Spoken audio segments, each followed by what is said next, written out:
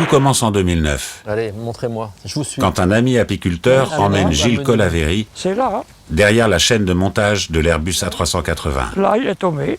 Il y avait un morceau de queue qui était là, et voilà le trou. Il est tombé, et moi je suis parti là, et quand il était au coin, là-bas j'ai trouvé le gars, dans le bois, mort. Le début, c'est Popol, 90 ans, qui me raconte que pendant la guerre, il a vu 2 Focke-Wulf 190 et les 2 avions se sont accrochés en vol. Ils se sont battus comme 2 papillons, ils se poursuivaient, et à force ils se sont accrochés. D'abord j'ai vu un avion qui est passé depuis chez moi. L'appareil, il a sauté de l'avion, mais avec la vitesse, il suivait l'avion. Le pilote. C'est celui qui est tombé dans la plaine. Donc un dimanche matin, il m'emmène, il se baisse, il se penche, il ramasse quelque chose et il ressort ça. Et ça, c'est un arceau de verrière de Focke-Wulf 190. Ils ont tous les 2 sauté en parachute. Ils ont sauté, mais le parachute n'est pas ouvert ni à un ni à l'autre. Et là, je me suis dit, il a raison. Là, il y a un avion qui est tombé. Et tout a commencé là. J'ai trouvé le pilote de l'avion. Le jeune pilote, il était brun, les cheveux courts. J'ai vu une photo avec sa fiancée devant un Nickel 111 là. Alors maintenant, lui, il a trouvé le nom des aviateurs. Ben, c'est grâce à vous parce que vous aviez la date. Oui, j'avais la date exacte, oui. Le 25 juillet 1943. Donc partant de la date, je suis allé chercher dans les archives, j'ai retrouvé le nom du pilote, et de façon très naturelle, la méthode s'est imposée d'elle-même. C'est-à-dire qu'il y a eu un déclic. À partir du moment où j'ai trouvé cette pièce d'avion partant de ce témoignage, je me suis dit, mais il y en a d'autres. On est sur le site d'un crash d'un Henkel 111, un bombardier allemand, 1943, qui faisait des essais de viseur, qui a eu un feu moteur et qui s'est écrasé. Le pilote a sauté en parachute, 3 autres personnes qui étaient à bord sont mortes. Et on cherche les vestiges de cet avion. On est parti d'archives allemandes où il y a le nom du lieu-dit qui apparaît, qui donne le nom du village. Et après, c'est par un travail de terrain, c'est-à-dire que Marie-Christine a été enquêtée, faire du porte-à-porte, demander aux gens s'ils avaient entendu parler d'un crash. Alors j'ai fait des recherches, j'ai rencontré le maire. Il m'a dit oui, il faut aller au village voisin et vous allez demander à un monsieur qui me dit venez voir, allez voir monsieur Cavaillès. Donc monsieur Cavaillès. Voilà. Cette histoire, ça vous a été raconté par mes parents, par mon père. Quand il est tombé exactement, lui, ils étaient à l'école, ils étaient en pension, ils l'ont pas vu, il l'a pas vu tomber, il l'a vu un coup le lendemain, quoi. Il y avait 2 trous. Oui. D'accord. Et les gens, ils étaient morts. Oui, ils étaient morts, à part le jeudi, à part le chauffeur. Le pilote Le pilote. qui s'est parachuté, Oui. c'est ça? Oui, oui. Ah ouais. Et les autres sont morts. Et les autres sont morts, ils sont brûlés dans l'avion. Voilà. Tout est tendu partout et ça brûlait, puis voilà. Oh, oui, moi, bien partagé, quoi. La montage, c'est là, et la gueule venue ici, quoi. Donc là, on est ici. Et en fait, le point de repère, c'est ça qu'on retrouve ici. Et vous voyez, regardez, là, il y a les traces. Là, il y a l'impact, d'accord? 1 et 2. C'est ça. Ça, c'est notre position. 4 ans après le crash, les traces de l'impact restent visibles sur les photos aériennes de l'Institut géographique national. Les choses ont bien changé en 70 ans. Restera-t-il des vestiges de l'épave qui avaient été récupérés par les Allemands à l'époque? Il faut faire toute la zone. Hein. On va faire toute la zone, puis après on remontera ici. Voilà, sur la route. vers la route, exactement.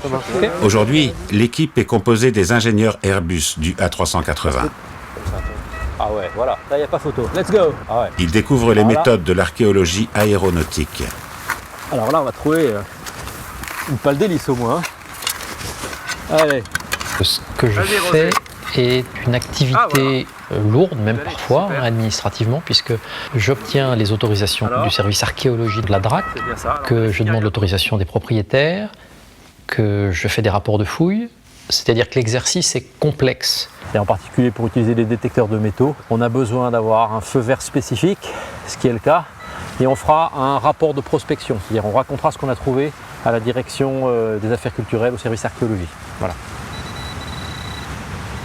Ah ouais, là il y a quelque chose, guys. Tiens, regarde.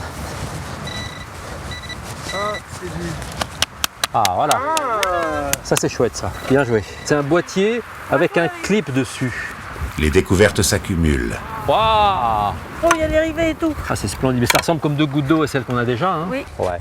Tiens, regarde, tu devines là la peinture, tu vois. Les rivets sont encore dessus là. Mais on le mettra dans l'eau là, parce que tu risques de l'abîmer. C'est léger comme tout, hein. Ah bah c'est de l'allure, hein. Super, bah regarde, tu vois. Et ça, à mon avis, tu vois, ça tenait la verrière. Ça devait avoir du plexi là. Voilà. Putain, c'est magnifique ça, regardez. Ah, un truc. Ah ouais, mais c'est ça, regarde, c'est un truc du viseur. Le Loft 7 qui testait. Et le pilote, on a eu des nouvelles? Non, on le cherche. Alors on sait qu'il a survécu, lui, il a sauté en parachute. Mais retrouver les traces de quelqu'un 70 ans plus tard, c'est difficile. Ouais. Mais on ne perd pas espoir. On fond ça, hein, pour une fois. Ouais. C'est bien. Ah tiens, regarde. Voilà, regarde. Here we go. Here we go. Ouais, c'est un gros morceau. Ah oui. Voilà, mais bon, ça a brûlé, hein. Il a brûlé là. Alors, Pile poil là. Il est tombé là. Le Graal, c'est de trouver une pièce qui porte un numéro de série. Là, ici, tu vois. Voire la plaque d'identité de l'avion. Mais c'est très rare. Attends, pas ça? Non. Alors, Là. vas-y. Waouh. Ouais, je disais, regardez, vous voyez, ici, il y a un part number.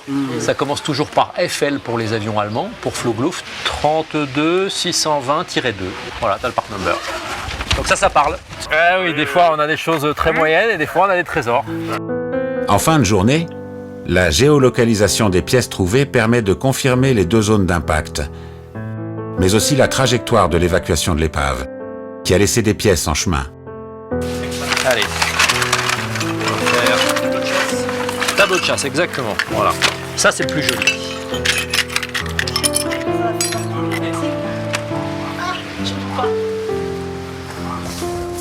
C'est de l'archéologie. On part de petites pièces et on reconstitue l'histoire et on fait revivre. C'est une histoire intéressante parce que l'avion Le Condor est un avion rare. C'est un avion qui a été fabriqué à 260 exemplaires. C'était un quadrimoteur, un gros quadrimoteur de la Luftwaffe. Celui-là avait décollé de Mont-de-Marsan et il a eu un feu moteur en vol. Pendant ce vol de convoyage à Mont-de-Marsan-Allemagne. Il est arrivé par ici avec un moteur en feu. Le feu était tellement violent que le bâtimoteur a fondu, que le moteur s'est décroché et est tombé dans le vallon en contrebas.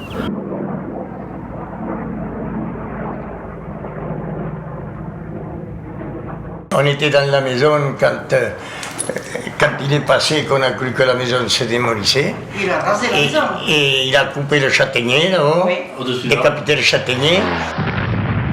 Et il a tapé par le talus et il s'est partagé en 2. Et je dirais qu'il a limité la casse parce que sur les 6 membres d'équipage, il y en a un qui est mort le lendemain de ses blessures, les 5 autres s'en sont sortis, ce qui est quand même un exploit quand on voit l'environnement. Il y en avait un, je me rappelle, il y avait un morceau de ferraille qui était rentré, sorti de l'autre côté. En fait, les gars, ils rentraient chez eux. C'était pas un vol de guerre. Donc ils ramenaient des souvenirs, souvenirs de France. Bon, il y avait du tabac, il y avait des cordes, des chapeaux, on aurait dit une contrebande, quoi. Et tout le monde se précipitait pour aller ramasser ce qui était tombé. Je sais qu'il y avait des armes. Hein. Et il a dit, soignez-nous bien, je vous ferai revenir des prisonniers, ce qu'ils ont fait. Oh bah tiens. Ça c'est l'avion ça, hein. Voilà, c'est ça, W200. Donc vous avez toutes les versions ici, avec tous les insignes. Les archives allemandes sont difficiles d'accès. D'accord. Et obtenir ces documents, c'est compliqué. Il a pu les avoir. Ouais, j'ai pu l'avoir par un ami qui me l'a fait passer. Mais c'est compliqué d'avoir accès aux archives. C'est-à-dire que j'ai un réseau de connaissances aux 4 coins du monde qui m'aide à retrouver les archives. Et on l'a regardé. Voilà à quoi il ressemblait le pilote. Oh, quel beau gars. Voilà. Ah bah oui, il faut dire ce qu'il y a né, il est très beau quoi. Donc le pilote du Condor s'est fait abattre à bord d'un Focke 190. C'est la guerre. Moi, ce que j'essaie de faire revivre, c'est les hommes. C'est les familles. Après, oui, il y a des combats, il y a des armes, il y a des munitions, il y a des morts. Et c'est vrai que c'est dur, c'est terrible. Il y a la guerre, mais moi, c'est l'être humain que je vois derrière. C'est le pilote, c'est la famille. Dans la plupart des cas, on est très bien accueillis. Les gens sont ravis de parler, de raconter leurs souvenirs, ce que leur père leur disait. Alors après, il faut faire le tri dans ce qu'ils disent, parce qu'il y a souvent des déformations. Donc les fondamentaux sont là, les témoignages sont là, mais il faut prendre avec des pincettes ce qu'ils peuvent nous dire, parce que les archives, parfois, ne sont pas en phase. Alors qu'il est vraiment temps de faire ce boulot, parce que les témoins oculaires, ils disparaissent. Exactement, depuis l'année dernière où je suis venu, il y avait un monsieur âgé qui avait des choses à raconter, qui est mort en début d'année.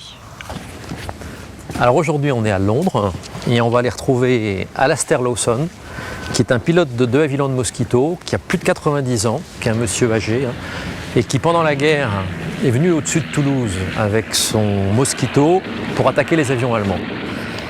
Et il a abattu un Junker 88 allemand sur Vieille Toulouse, Junker dont j'ai retrouvé des vestiges.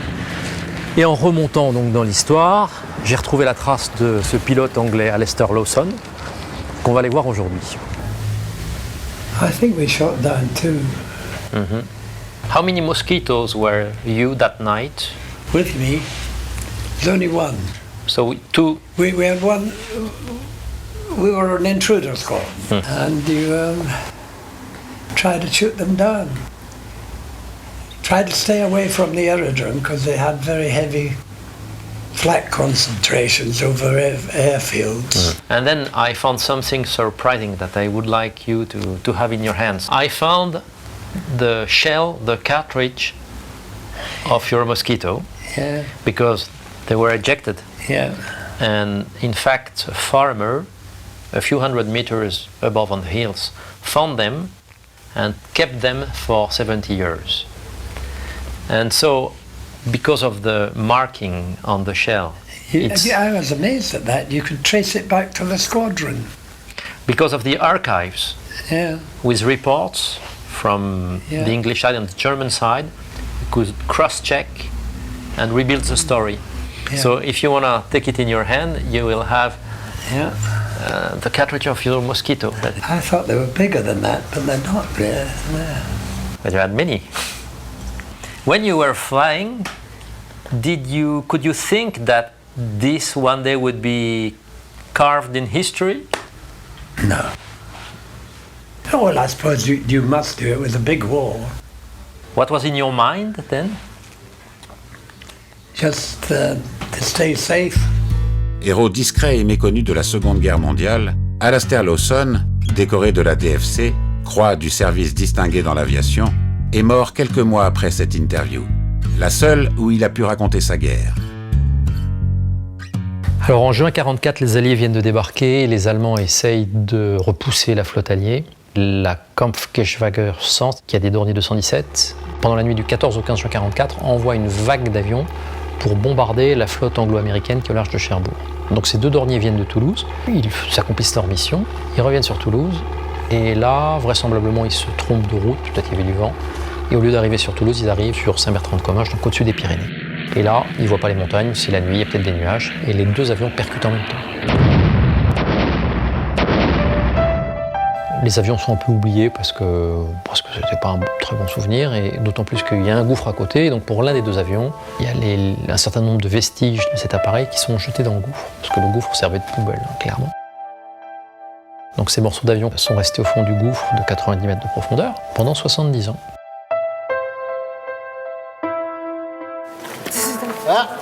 Attends, il y a plein de trucs là. Il y a la boîte noire. On a trouvé les lingots. Il y a un gros truc là. Voilà. Alors tu reviens du fond là? Oui, je reviens du fond. Alors c'est pas très grand. Il y a plusieurs couches de cailloux entassés. On a commencé à dégager. Puis après, avec une baramine, on a creusé pour essayer de voir les sous-couches. On a trouvé quelques tôles où il y avait des numéros. Et puis des petits bouts qu'on ramène dans les kits. Voilà. C'est bien de l'oxydation, ouais. Avec du harnais. Ah ouais. Le harnais électrique. Ouais. Toujours pareil, dans le souci de trouver des numéros. Superbe. C'est pour ça qu'on les a sortis, parce qu'apparemment, il y a des détails qu'on ne voit pas sous terre. C'est normal que ce soit aussi bien conservé, parce que là, à la limite, c'est extraordinaire. ça peut servir. Parce que c'était à l'abri pendant 70 ans, hein. C'est ça l'intérêt de la manip, hein. C'est que toutes ces pièces-là, elles sont restées protégées des intempéries pendant 70 ans. Donc on les ressort comme si ça s'était craché hier. Extraordinaire. Magnifique. Et puis après, au musée de Berlin, Aeroscopia. Et les corps, c'est devenu quoi, les corps de ces pilotes? Eh bien écoute, ils ont été laissés sur place, abandonnés, parce que c'était la débâcle, les Allemands filaient, ils n'ont pas eu le temps de s'en occuper. Les familles ne savent pas où leurs père, grand-père sont morts. Et le but du jeu, c'est de valider l'identité de cet avion et dire aux familles, voilà, ils sont morts là à telle date. Votre père, votre grand-père est mort là à telle date, exactement. Ce qui permet souvent de faire le deuil d'une disparition dans la famille, ce qui est très bien. Fred, en première ligne. Alors Gilles, j'ai un cadeau pour toi. Alors ça, c'est beau. Tu as ça. Waouh, regarde ça, magnifique. Et là, tu as des inscriptions aussi. Ah ouais, extraordinaire, fabuleux, regarde. Le schéma, ouais. Clac. C'est le schéma de l'avion. T'as la silhouette de l'avion qui apparaît. C'est les instructions de démarrage, regarde, tu vois. Donc, c'est Vor le dem tableau de Start zu Zast. Ça marche. Alors là, c'est comme si l'avion s'était craché hier. Tu vois, tu retrouves les morceaux, tu déchiffres, tu retrouves. Voilà. C'est extraordinaire, c'est un truc unique. Retrouver une épave de bombardier allemand au fond d'un gouffre, bon, massacré bien sûr parce que ce sont des morceaux issus d'un crash, mais ouais, c'était en très bon état. C'est la première opération d'archéologie qui concerne la Deuxième Guerre mondiale dans notre région. Tu vois aussi le truc, c'est que au nettoyage, on va vraiment avoir des surprises. C'est-à-dire souvent on voit des marquages, on voit des plaques qui apparaissent, et ça parle. Une recette et une seule, c'est l'huile de coude. C'est on nettoie. Voilà, le meilleur pour la fin. Ça c'est magnifique. Voilà, ça c'est un composant radio. Quelques jours plus tard, c'est le moment d'étudier les pièces exhumées du gouffre. Cette plaque, elle est intéressante parce que là, on voit le type avion. Donc c'était un Dornier 217 K3. Et ça, dans notre contexte, c'est particulièrement intéressant puisque 2 avions se sont écrasés. On sait qu'il y avait un K2 et qu'il y avait un K3 grâce aux archives allemandes. Et bien, grâce à la plaque qu'on a retrouvée, on est quasiment certain à 99,9% de l'avion dont nous avons les pièces aujourd'hui. Et donc, on connaît l'équipage qui était à bord de cet avion. Ici, Wettermann, Welte, Stoll, Sunel. La première observation qui me vient à l'esprit, c'est leur état de conservation. Parce qu'elles sont en relativement très bon état, en ce sens où les intempéries ne les ont pas abîmées, puisqu'elles étaient dans un gouffre. Donc tu vois, la peinture sur cet aileron, elle est visible, hein, il y a le camouflage, il y a les zébrures blanches sur le fond vert. Les bouteilles d'oxygène qui sont là, elles sont corrodées, mais elles sont impeccables. Hein. Ces pièces-là, elles parlent énormément, parce qu'en fait, elles étaient à l'extrémité des mitrailleuses de l'avion. C'est-à-dire qu'on les mettait quand l'avion partait. C'était des petits capuchons en plastique qui protégeaient les mitrailleuses. Et ce sont des capuchons qui sautaient tout seuls, puisque c'était en plastique, dès qu'on tirait. Ouais. Si on les a retrouvés sur le site du crash, ça veut dire qu'ils ne se sont pas servis des mitrailleuses. Ça veut dire qu'ils n'ont pas été attaqués. En tout cas, ils ne se sont pas défendus. Donc c'est intéressant parce que ça montre que l'avion a fait sa mission et revenait sans avoir été accroché. Ce qui n'était pas le cas du 3e avion d'escadrille, puisqu'il y a un autre avion qui, lui, a été abattu près de Cherbourg.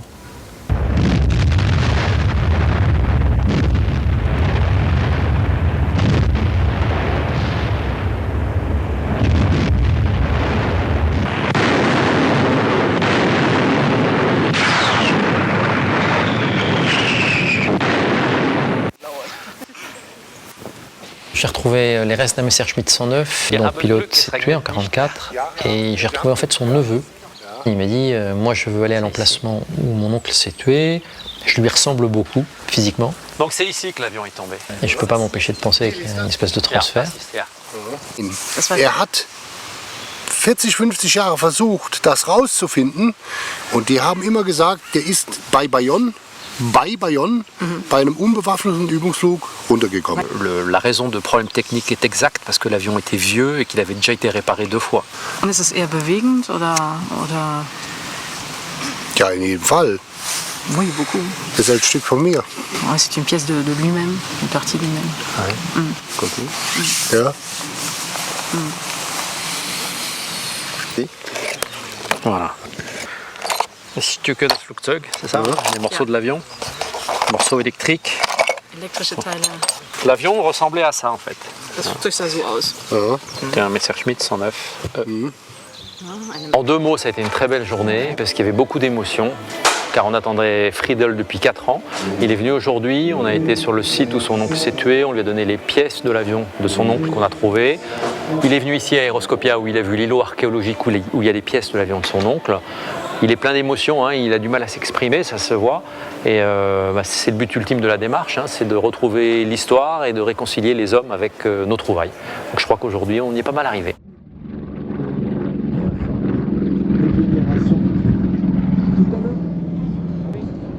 Les